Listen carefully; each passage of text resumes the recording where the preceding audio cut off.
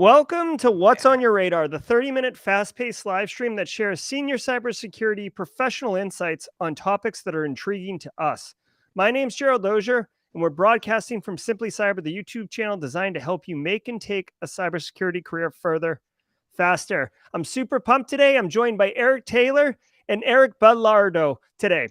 If you are looking to get in the field or already practicing, I guarantee you there will be value delivered to you today. Get active in chat. We'd love to hear your thoughts on these streams and on this matters. That's why we bring the chat into the actual stream itself. Now let's get into the stream and find out what's on everyone's radar. Eric Taylor, how are you? Would you like to lead us off today with what's on your radar? Man, this is going to get ultra spicy, I'm afraid, and fearful, but we're going to go.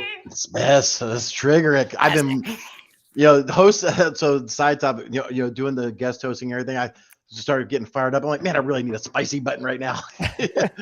But anyway, I digress. So the federal government really likes to drive me nuts sometimes. So earlier last year, Biden sent out an executive order, said that all DoD contractor or the DoD and all their contractors need to implement MFA and need to do this and need to do that. And then this year they've issued out another, or the Senate is trying to issue out another executive order to make Department of Homeland Security advise Senate and Congress about all security breaches that impact critical infrastructure. No. Within 24 hours. How do you know that you got a breach in 24 hours? It was 72 hours for breach notification, 24 hours for a ransomware payload. So to take a step back, I think, once you've determined it is a breach, not just, oh crap, something's going on with our network and we can't access things. So like, oh, we actually have a legitimate breach and you're bringing in counsel.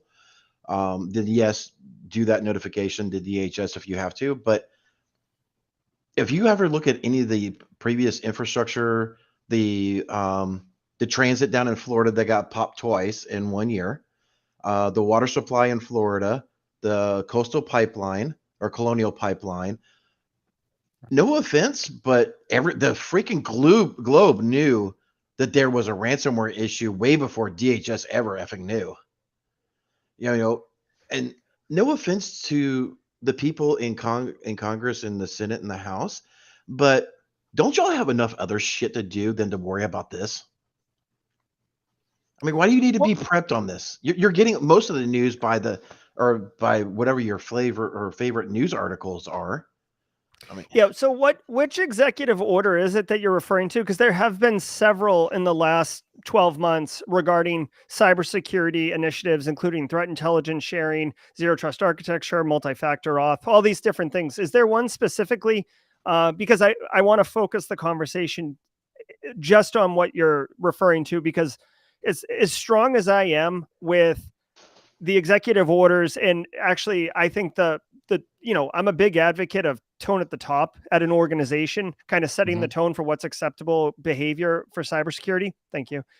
I will, I like what the executive order is. Now, based on what you're saying, and I'm going to dig into this in just a second, and then come back with opinion. If it's to brief senior leaders in Senate and Congress, I think that is foolhardy, frankly, if that's the case, simply because I've seen it where they'll bring in experts to brief them on some particular topic that they're making legislation on. And I think that's appropriate.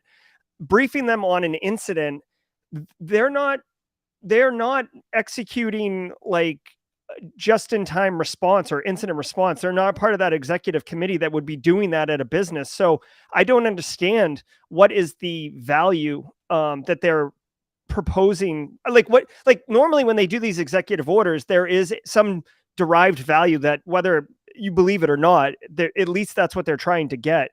So I'm going to dig in and try to figure out what that is, unless you know it off the top of your head. Well, go ahead. You got to make a comment. Yeah, let me add that after 20 years in the Beltway, I can tell you. So the reason for these executive orders is to codify what we need to do in law. Okay, so give the law some teeth. Unfortunately, when you see these types of laws, and these come from the different call it lobbyists that are coming in and saying we've got to do something. And this is important that we have some law, some policy, some, like you said, at the top. What are we going to do with these things? The problem is once they go through committee and committee and committee and, expert this and expert that and expert that, they almost lose their teeth, they lose their value, they lose their intended purpose. Mm-hmm. And then these organizations like DHS, CISA, any of the other organizations need to say, how are we going to apply this? So we've got an executive order that says policy, we will do a breach response in 24 hours. What are we going to do next? And those teeth or those processes now have to be built, and those processes take time. Now, remember that 90% of critical infrastructure in this country is privately owned. So these Mm-hmm. executive orders do not apply to a lot of these organizations. So yes, it's a good first step, but how are you going to apply a policy to a private organization? So the pushback on that a little bit is, yeah, granted, yes, it's good to see the federal government trying to, I guess, be more involved, if you will. But again, like we're doing within, I mean, he's showcasing the executive order from May, I believe, of last year that I posted on there. Yep. So we've heard zero about any of the implementation. When you actually go through here and read about this, they have, they're allowed to do exemptions. They're allowed to make notifications of exemptions if there's like, oh, we can't mandate something as simple as MFA. I mean, come on, no offense. These guys are already supposed to be 800, 171, and they can't comply to this within the 90 or 180 days that a lot of these things are, supposed to be done. I think they need to work on cleaning up and enforcing their own house before starting to extend their radius. That's why I give like, you have enough to focus on. And remember what they're doing with 181. So 181 is being transitioned into CMMC, which before CMMC got going, it failed. And now they're going to CMMC 2.0. And that's the issue that they have. 800-171 was, we'll give you the contract and then you need to be secured. With CMMC, what they're doing is the opposite. They're saying in order to bid for the contract, you need to be CMMC, which is 800-171. But you have to do it before, and then you have to attach it to your Appendix M. So they're trying to do a little bit different, but that's only applying it to federal acquisition rules. So people that are working with the government, but Capital Pipeline or T-Mobile or any of these organizations, they might have to comply in their federal side, but they don't have to comply in their public life. So. And I still go back anytime I hear CMMC, it really strikes a massive chord with me because, we're trying to implement proper security, but they butcher 1.0 for the less secure of 800-171. Like literally, it makes me want to start cursing excessively. Well, I will say on the channel, Jack Scott and I did review this executive order a year ago when it first came out and gave our, react video, if you will. It is interesting a year later, looking at all of these, quote unquote, firm dates being set forth by the president and how are we on that? I just kind of scanned through this executive order. There's things like, 120 days, everybody in the federal government has to be on multi-factor, which is a great idea, but I'd be curious, are they? Zero trust architecture plans had to be done 60 days in. That's not a tough nut to crack.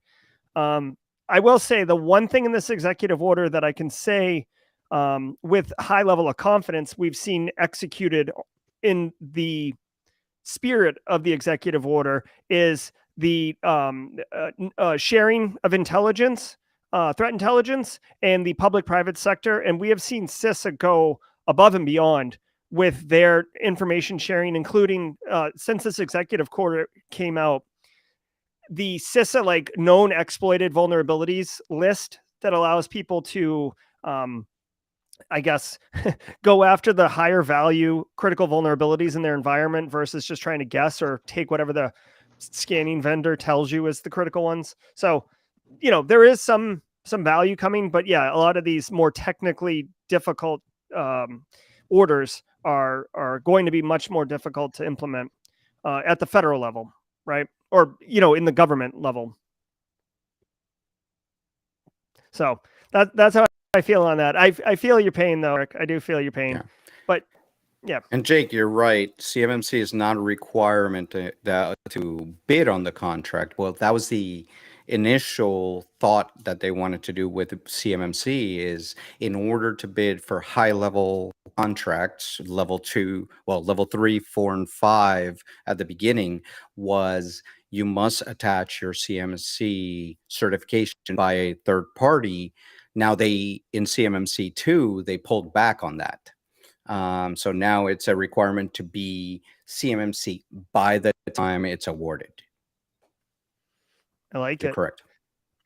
So yeah, and thanks. The Go ahead. typical implementation of CMMC 2.0 is roughly about a year now from the last I've heard. Are y'all seeing the same thing? Depends on the company you hire and the size and scope of that. I mean, I'm seeing already one that we did a few weeks ago, or a friend of mine did a few weeks ago, that they finished it in 3 months.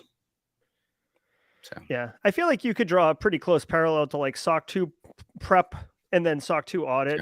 Yeah. I mean, it's not one for one on what the standards are, but the process that a business would go through, it would probably be quite similar, and size of the business too. But correct. So if I may, Eric, I'm the one who finishes it, but my radar item actually dovetails nicely with Eric's. So if it's all right with you, I'd like to tell people what's on my radar. Go ahead. Absolutely. So, and what's up, Chris Weaver, Jake, Carrie? I see you guys. Hey, James Driscoll. So for me, I wanted to share cyber fusion centers. Okay. So I did a story earlier today on the morning threat briefing regarding this. So we've officially caught the Nigerian prince, right? The one who's been helping us get access to money. They caught him. Now, what's interesting is, first of all, this is great, right? We took down a massive, criminal kingpin, for lack of a better term. But what was interesting to me is that Interpol, the International Police Force, were the ones who took him down in collaboration with the FBI through a cyber fusion center. And I was like, what is this cyber fusion center? Is this like a buzzword? Is this just something we're making up? So I started digging into it, and it's very interesting.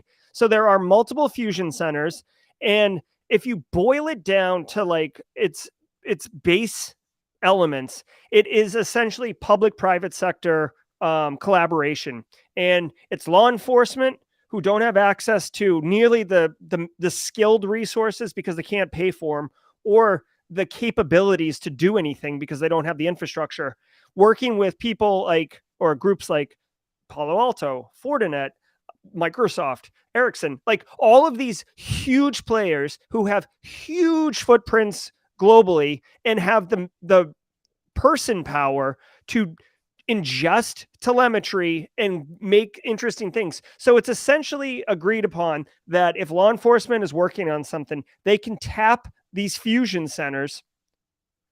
So see, all these radar items really complement. So they can tap these fusion centers and get into it. Now, a couple of things I wanted to open for discussion, right? I think the fusion centers are awesome because they're allowing the first thing that I like about it is we talk about crime at the cybersecurity domain is borderless. It's non-geopolitical. It's very much a whatever you want to do against whoever you want to do it. Big fish, little fish, widespread, targeted, whatever you want. And it doesn't work if someone in Ghana is attacking someone in California, like whose law enforcement applies there, right? So it gets really muddled and it gets very confusing, and jurisdiction and all this. So I love the Fusion Center because I think it directly addresses the key element of who has authority or jurisdiction to like investigate or bring justice or any of these other things. So from a macro level, I love the idea. From a micro level, I found myself thinking, what is the benefit for Fortinet and Palo Alto to lend their resources, lend their time, lend their money, their capital business?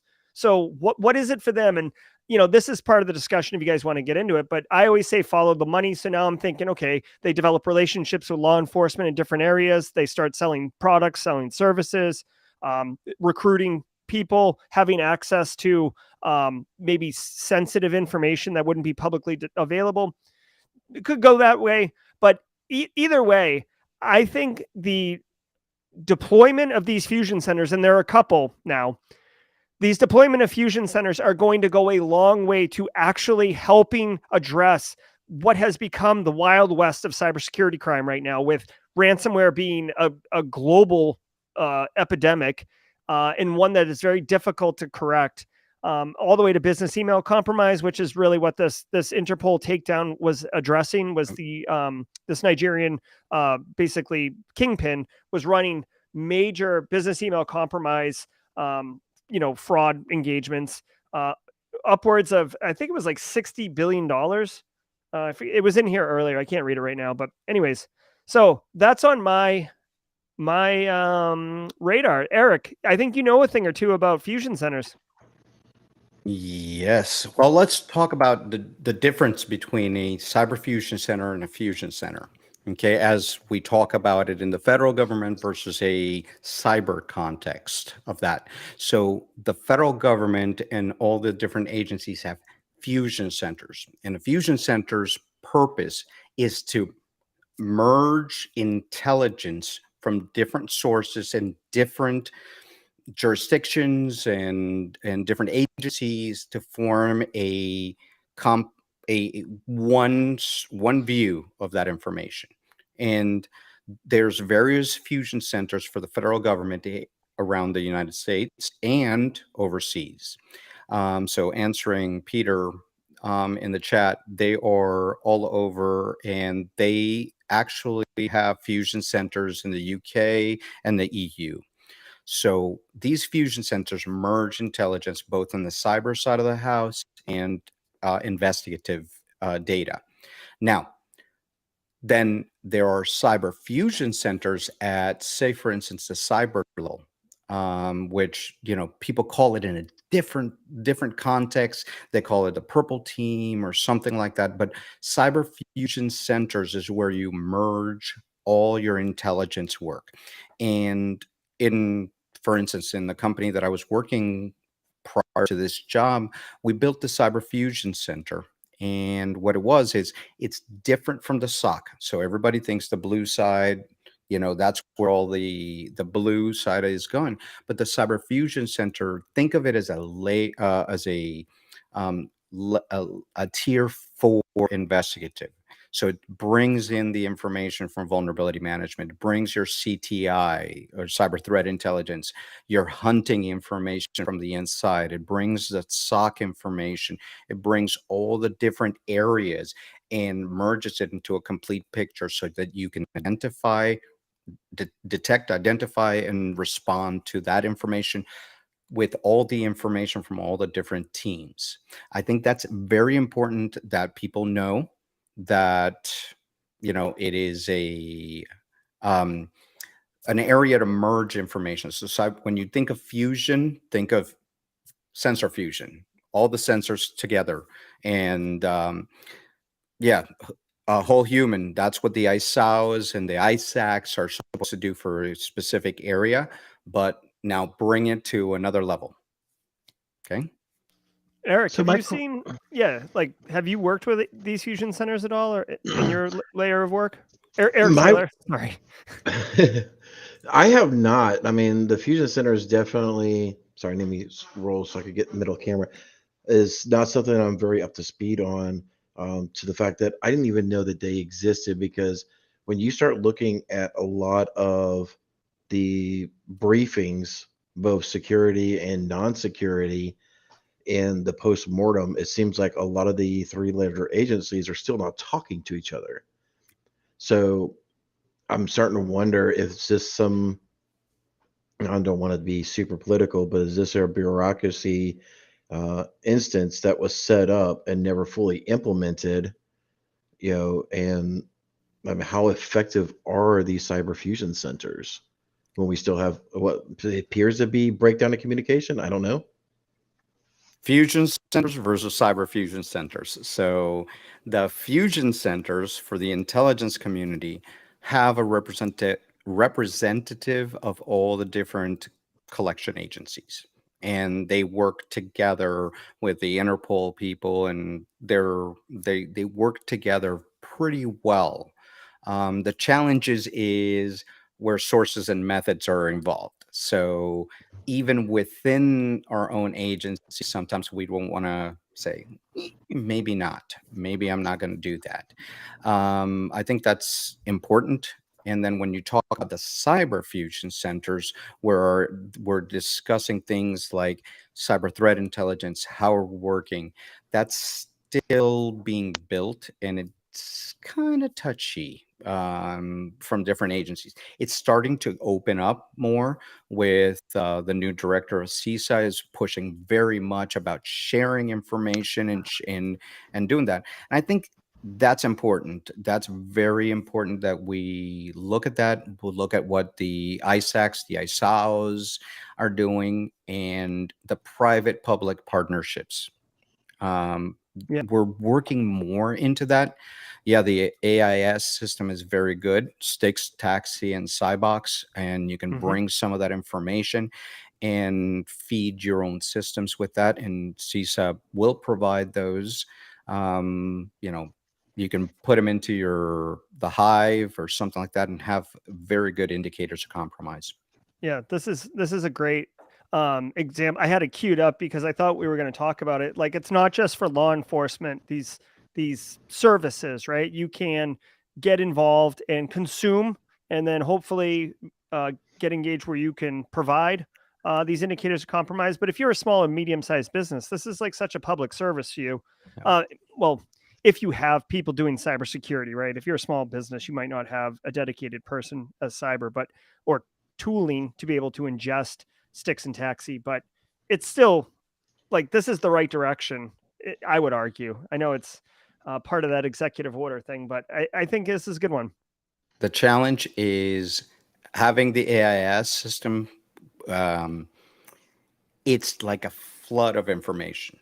It's what do you do with that information? And that's Mhm. the part. You can get feeds and feeds and feeds of information, but it's Right. what are you going to do with it, and how you're going to act, and how you're going to react. And that's the important part with cyber threat intelligence, hunt threat intelligence, or anything that you're bringing into an organization, is what is your process to look at that, see what you have. Do you care if you don't have Oracle DBs? Do you care about Oracle, indicators of compromise? No. So, you've got 25,000 lines of AIS indicators a day. How are you going to bring them down and make it actionable intelligence? Absolutely. Yeah. The drinking from the fire hoses is always part of the problem. So, Eric Taylor. I mean, Eric, I'm sorry, Eric Belrado. I'm about to say, I'm not going to get, am I? No. I got confused there for a second. I got all amped up because There's I'm too thinking many about the Erics. executive order. Yes. So, I'm Eric too. what? Yeah, Eric too. What's on your radar? Well, to me, as you guys know, we founded Raíces Cyber just about a year ago, and it's about the diversity in cyber. And it's not about the diversity in color, creeds, or anything like that. It's about the diversity of thought. Okay, having teams that think differently. And I think that's very important to us right now, to be able to support all these new things that are happening. We're not just getting attacked from the United States. We're getting attacked from all these other countries, having that diverse group in your SOC, in your cyber fusions and centers that think differently. Right now, as of last year, with the IC Square and Aspen Digital, they said only 4% of the cyber workforce is Hispanic. 8%, 9% is Black, and 24% is female. We have to do something about this, to bring more people that think a little bit different from us, and to avoid these biases in there. And it's just very important that we do that, and veterans and non-veterans and all these different people that think a little bit different. I think that's very important to do. Has there been an increase over the last, like, say, 5 years? Like, is it trending in a positive direction? And is there a correlation to any type of initiatives? No, flatlining. It's flat. It's been flat for the last couple years. We've been making better strides. We have new organizations out there. We are working very hard. And one of the things that I do every time somebody puts a microphone in front of my face is to say, look, we all talk about it. We need to bring more people in the field of cyber. We have, right now, this year, 500,000 openings in the field of cyber, just in the United States. But here's what's happening. People are not getting opportunities to come in the field. You've got people that are in the top saying, yes, we need more people in the field.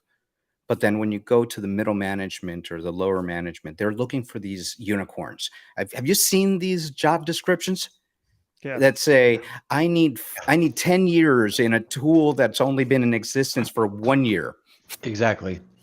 Or I want somebody to do vulnerability management, pen testing, and blue teaming, and it's one person, and they're paying them $45,000. Yeah, it's I need like a bachelor's we- degree for an entry level position, and some of it's just crazy. CISSP for somebody with 1 year's experience. These kinds of things, they want a unicorn. They want purple unicorns all the time. So we need to talk to these middle managers, these people that have been there, that are now taking, that first steps into coming into the field. And HR with these automated systems where they don't understand our field, but they're sitting there saying, okay, well, the job description says I need 10 years in Q radar and this and that and the other, and none of the resumes. Look, I've been in the industry for 32 years. We've even tried this we've put my resume through an automated system. I didn't get selected. Yeah, nobody wants me anyways. But come Well, on, it's man. better than me. Eric, They Yeah. hear me and they run away like, no. you could have said something about Well, the and Army. that's why, No, I like, already picked on you before a show, and you got me back. So we had our pre-banter. yeah, I mean, to me, with this part of the issue, it's a systemic issue in the industry. So, I don't know if it's like you would think, like, a resume. I would almost assume a resume isn't going to say, like, the nationality or the gender of the candidate, but it is messed up as another part of the problem, which I think has a much larger macro socioeconomic dimension to it, Oh, yeah. about, like, what colleges you get into, which then show up as a degree from that college, which would be part of the calculus. But anyways, But everybody says right now, there's, like I always say this, there's 3 ways of getting into cyber right now. You've got your college, traditional college into cyber. You've got your certification, boot camps, all that stuff, and then transition from another field like IT, help desk or system administration. In general, that's how people get in there. But they come up to this point where they say, okay, well, now I've got the knowledge to get in here, but I have no experience. mhm. How does somebody get that experience? Look, and Raíces Cyber, in our organization, we have a Discord. There's about 300 people in there. And we have a very large cadre of people that says, look, I've been training. Nobody will give me a job. They're top-notch people, but they don't have the experience. Mm-hmm. How are we? Yeah. We have this gap of a lot of I people have waiting done- over here and a lot of jobs over here. I've done multiple videos on Simply Cyber around this particular topic, and there's effectively there's a couple different ways to approach it, right? And this is why I tell people that networking is critically important, because if you can get connected with the hiring manager or with Correct. someone who has influence at the organization who can actually assess and determine that you are a fit, then they break down some of those obstacles that would have prevented you from getting access. And that's why networking is so important. Also, and I consider this a bit of a hack, but I think it's a wonderful hack, and I like to share it with you guys because it's tactical. When you look at the resume, people are programmed to read a resume a certain way, right? Like the way that the titles are, the way the education section, the work experience section. I have seen resumes where they do the work experience, and like let's say they just graduated college and they don't have a job and no on the job experience. I've seen labs and range force and some of this work that they did, and they set it up in such a way that it looked like a job. Now if you actually read it, you would know it was at home lab experience. But the way it happened to me, this is why I say it, and I think I'm a pretty smart guy.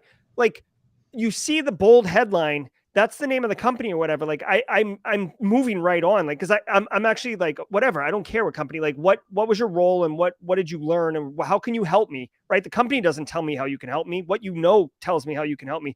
And I was like, oh wow, like look at this, like sim experience and programming, all this other stuff. I'm like, this is cool. I'm like, where this is a diverse set of experience. Like, where did this person work to get this? This is odd. And then I got back up to the header and I saw it was like, he even had it set up in a way that was not like at home lab experience. It was like, his last name, home or something like that. Like, it was creative and clever, but it got my attention. And another person like HR or whoever who isn't mindful of what this hack has done would probably look at it and say, oh, they've got job experience. And I just want to share it because I found it such a compelling way to get experience positioned on the resume the way people are expecting to consume it without having to have the job first. It's the only way I've seen around it. That's right. And I've seen people put summary of qualifications. So all the things that they have first before they get to job experience. These are all the things that I've done. These are all the schooling. And I tell everybody that I counsel, put your Udemy's, put your cybery courses, any course that you've done, anything, it doesn't matter if it's degree granting or not. Put your try hack me's, put your hack the box in there, Yeah. and your Kev Tech. experience. If you took Kev Tech's new course, throw that up there. Oh yeah, Kev Tech on Udemy. Go ahead and check it out. Yeah. I'm going to drop a link in chat. Keep going. I got to get that. Yeah, I rated it 1 of 5 because of the instructor, but that's a different story. Yeah. We are our own worst critics. Yep. He's I going to love get it. me later. Yeah, Kev, actually, just drop a link in chat. I can't find it, which is not a good sign if I can't find it when I'm specifically looking for you. But Steven anyways. says all the Kev Tech. There you go. Exactly. Or GRC course. I know it humbled me. Somebody messaged me the other day and said they were interviewing a candidate and the candidate had the GRC masterclass on their resume and knew what they were talking about. And I was like, yes. Do you know somebody Win. that knows GRC around here? Yes. Couple people. Someone's got to do it. Someone's got to do it, Eric. So those are the radar items. We'll open it up, but let me ask you this, Eric Bellardo, or Eric too. Are there any projects or anything that you're working on that you want to kind of shout out and share with people to be aware of or to check out? Yeah, please come by and see us in Raíces Cyber. We got 2 major things going on. We have our new summer cyber education series on the Discord. We have tomorrow is our first meeting on the Discord where we're going to be talking about leadership. And then next week we have a special guest, some doctor that's going to be talking about GRC. I don't know who that is. Yeah, we'll have to check the feed. It could be me. It could be me. Could be two Mhm. thumbs and smiling. This guy. Yeah, Right. I'll be on the Rice's streams. June 4th. I think we decided, Eric. Right? Yeah, June 4th. Yep. June 4th at 2 p.m. Right? That's right. Yeah, And Saturday. June 4th at 2 p.m. I don't drive myself anymore. I like literally my phone's like, hey, you have this to do, and I'm like, yes, I got to do this now. So Let's go. Let's um, go. So we're going to if you do wanna, if a day in the life. And Raíces mhm. Cyber is an organization to bring in more Hispanic, Latino, Latina, and Latinx into the field of cybersecurity. Come join us. We are an all-inclusive organization. That's my YouTube. But you can always www.raicescyber.org and come join us. The community is open to everybody. So again, everybody is, it's all about creating diversity. Yes, we're looking for the Hispanic and Latinas, but it's for everybody. So come join us, come share, come be part of a great community. Awesome. And I don't have Mr. permissions to invite people to the Discord server, so if you want to generate one of those links, Eric, and drop it in chat, I'll drop it for everybody. I will Eric do that. Taylor, is there anything you want to, any projects or initiatives you're working on you want to share with chat? Nothing that I can speak about publicly. We I think you know about some conversations that are going on the back end that's going to be pretty Mhm. interesting. So I am not at liberty to discuss some of the awesomeness that we're working on right now. But stay tuned. I'm sure things will come out soon. All right, If but if he you are tells you, doing he'd have to kill you. okay. With a crayon, right? You are doing a live stream later today, right? That you do every Friday, Eric? It's every other Friday. We're holding off just because I'm out of brain power this week. Even Shiva and some of the other guys kind of beat me up about it earlier, but I'm just spent this week. So we'll pick the unnamed podcast, the unPG 13 version of our banter starting back up against next Friday, right after Yeah. this episode. Yeah, if you like, it's like simply cyber content, but after dark. That's Yeah. kind of what Ooh. Barricade Cyber streams are. It's simply cyber after dark, And then basically. tomorrow, actually tonight at 7 o'clock, come join us on Security Happy Hour on Cyber Warriors channel. So it's a lot of fun that we have. So come see us there. It's simply cyber after dark. Oh, Mm. very, very spicy. Yeah, there's a lot of spice on the unnamed There's podcast. Yes. All right, We're y'all. pouring out the Thank you hot so sauce. much, guys. Have a great 3-day weekend, Memorial Day. Hope you get to barbecue or spend some time with those that you care about.